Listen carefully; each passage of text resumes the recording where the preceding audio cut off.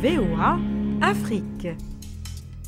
Bonjour à tous, merci de nous regarder sur VOA Afrique. Bienvenue dans cette nouvelle édition de Votre Santé, Votre Avenir que nous sommes ravis comme toujours de vous présenter.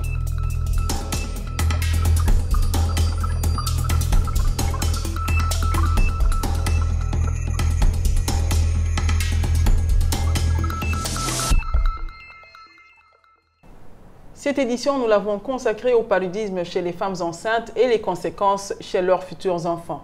Le paludisme est dû à un parasite, le plasmodium, transmis par les moustiques qui en sont porteurs. Chez l'être humain, ces parasites se multiplient dans le foie, puis s'attaquent aux globules rouges. Nous le verrons, malgré les programmes de lutte contre le paludisme et les campagnes de sensibilisation, cette maladie reste un problème grave de santé publique. L'infection palustre pendant la grossesse représente un problème majeur de santé publique, surtout en Afrique. Le paludisme comporte des risques substantiels pour la mère, le fœtus, puis le nouveau-né. Mais avant de parler des risques, parlons d'abord des symptômes. Parlons des symptômes. Le paludisme se manifeste par de la fièvre, des maux de tête et des vomissements. Ces symptômes apparaissent généralement 10 à 15 jours après la piqûre de moustique. En l'absence de traitement, le paludisme peut entraîner rapidement le décès par les troubles circulatoires qu'il provoque. Comment faire pour réduire le paludisme chez les femmes enceintes et que faire pour se protéger contre cette maladie? Vous posez certainement cette question. Eh bien, nous sommes allés chercher les réponses chez le docteur Guy Mouli-Gagna, directeur de l'hôpital provincial à Bukavu en RDC. Il nous a donné les éclaircissements suivants. Pour protéger l'enfant, ce qui est mieux, c'est que la mère doit tout faire pour que son enfant reste dans la moustiquaire imprégnée. Et la maman doit être éduquée, savoir que pendant cette période, il y a souvent de cas d'infection liés au paludisme. Et donc, elle doit protéger son enfant par rapport à cette pathologie. Deuxièmement, il faut aussi que nos mamans soient éduquées et qu'ils sachent détecter les signes rapides et envoyer les enfants dans les centres où ils peuvent être soignés convenablement. Et dans ces centres-là, nous devons disponibiliser aussi des médicaments, c'est-à-dire des antipaludéens de qualité qui peuvent permettre pratiquement d'endiguer la maladie très rapidement. Et aussi disponibiliser des antipaludéens par voie parentérale, c'est-à-dire des injectables. Et ça, c'est vraiment une condition pour permettre à ce que nous puissions diminuer la mortalité liée au paludisme dans ce groupe vulnérable. On vous le disait tantôt, l'infection palustre pendant la grossesse représente un problème de santé publique majeur comportant les risques substantiels pour la mère, le fœtus, puis le nouveau-né. Et parmi les risques se trouvent l'avortement spontané, le faible poids du nouveau-né à la naissance et des retards de croissance pouvant causer la mort du bébé avant l'âge d'1 an. Des risques qui peuvent être évités si du moins les futures mères s'appliquent à suivre les mesures de lutte contre le paludisme. Le docteur Mwanza Mangounia, pédiatre à l'hôpital Skyborn de Bukavu, nous en dit plus. Nous avons des moyens efficaces pour lutter contre le paludisme. Et les premiers conseils que nous pouvons donner à toutes les mamans, c'est de pratiquer les mesures de lutte contre le paludisme. Et notamment, la première mesure, c'est l'utilisation de la moustiquaire imprégnée d'insecticides de longue durée d'action. Et cette moustiquaire, elle est très efficace contre le paludisme.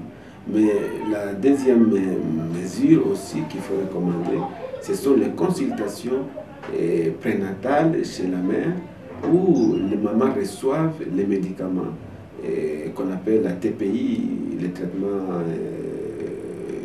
contre le paludisme en préventif. C'est du fansidar qu'on utilise. Ça protège aussi les enfants et ça protège aussi la grossesse. Et donc, nous disons, il faut utiliser la moustiquaire, il faut faire les consultations prénatales là où on donne les médicaments préventifs. Mais toutefois qu'une maman a de la fièvre, elle doit recourir auprès du personnel de santé pour qu'on sache est-ce qu'il ne s'agit pas d'un paludisme ou d'autres choses, parce que nous disposons de tests rapides gratuitement dans la province et les traitements se font aussi gratuitement et même ces moustiquaires se donnent aussi gratuitement. On espère que les explications du docteur Mangounia vous ont aidé et ont répondu à vos questions.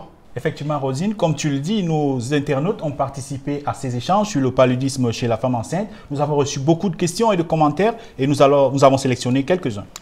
Tout à fait, Mohamedou. Comme tu le dis, quelques-unes des réactions de nos téléspectateurs nous viennent de Paul et Mélisa Duyégué au Togo, qui nous dit le paludisme est un cas préoccupant en Afrique, mais tandis que l'État togolais dispense des sommes colossales dans la distribution gratuite des moustiquaires imprégnés d'insecticides, nos mamans les utilisent le plus souvent en pressant le manioc pour la préparation du gari. En outre, les hommes l'utilisent pour protéger les pépinières contre les insectes dévastateurs. Un commentaire qui peut faire rire, Rosine, mais en fait qui reflète quelque chose qui se passe en Afrique où les gens utilisent effectivement des moustiquaires à d'autres fins que celles pour lesquelles elles sont mises à leur disposition. En effet, Mohamedou, c'est une triste réalité et les intervenants dans la lutte contre cette maladie essayent de sensibiliser les gens à rompre avec cette mauvaise pratique, étant donné que l'utilisation des moustiquaires est l'une des meilleures méthodes pour combattre cette maladie. Effectivement. D'autres commentaires Facebook, Rosine? Oui, Mohamedou, il y a Payanfou Gabvourne qui est en N'Djamena au Tchad qui a écrit « Bonjour la VOA ». Comme dans beaucoup de pays africains, le paludisme reste un problème de santé publique dans notre pays, le Tchad. Cette maladie reste préoccupante par manque de sensibilisation chez les femmes enceintes. La question de la semaine à présent, elle nous vient d'Amine Alvin Yambaye qui nous suit de N'Djamena au Tchad. Amine veut savoir s'il existe des gens qui ne peuvent pas attraper le VIH-Sida. Le docteur Amangenkap a répondu à sa question.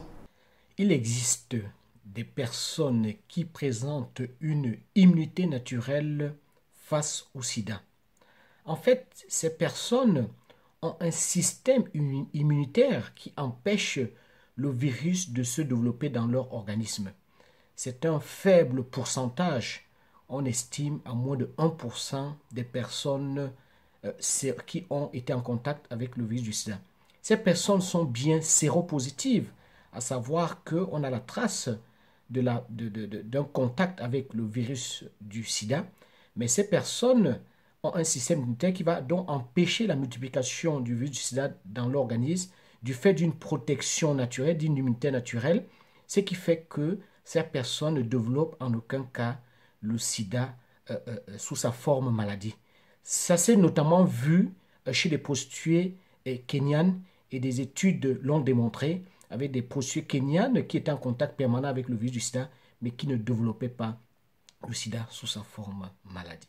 Nous remercions le docteur Amangenkap, notre consultant qui répond chaque semaine aux questions des téléspectateurs. Notre émission touche presque à sa fin, mais avant de se quitter, voici une question pour vous, chers téléspectateurs. Quand est-ce qu'il faut faire un test de dépistage et pourquoi est-ce nécessaire? Nous avons cherché à savoir ce que vous en pensez. Regardez. Le dépistage, surtout volontaire, permet à une personne de connaître son état de santé pour bien prendre les précautions. Le dépistage, tout d'abord, c'est un élément très capital pour la vie de l'homme parce que même pour la vie de la société, il y a un moment où il faut faire les bilans pour savoir comment faire évoluer les choses. Alors quand on parle de la santé, alors que c'est la chose la plus capitale que nous puissions avoir, je pense que n'importe quand, il faut se faire dépister pour savoir son état de santé. Parce que quand la santé ne va pas, alors on ne saura rien faire. C'est important parce que c'est aussi se connaître, c'est aussi parce que vous savez que nous, souvent nous les jeunes, nous avons peur de nous faire dépister. Alors, nous avons l'obligation de se dépister pour se connaître et pour être sûr de soi-même. Et surtout que les gens ont tendance de se dépister quand on a le mariage. Moi, j'ai dit que se dépister, il faut avoir le temps, le jour, et même aujourd'hui, ce n'est pas question de voir une circonstance, non. On se dépiste quand on veut. C'est par vos réactions qui ont été recueillies par Erika Somouizi à Béni que prend fin cette édition de Votre Santé, Votre Avenir, une édition qui était consacrée au paludisme chez les femmes enceintes et aux conséquences chez leurs futurs enfants. Et si vous avez des questions sur ce sujet ou sur d'autres sujets, n'hésitez pas de nous les envoyer sur la page Facebook de VOA Afrique. Et pour plus d'informations, rendez-vous sur notre site web voaafrique.com. Merci de nous avoir regardés. Au revoir. À très bientôt.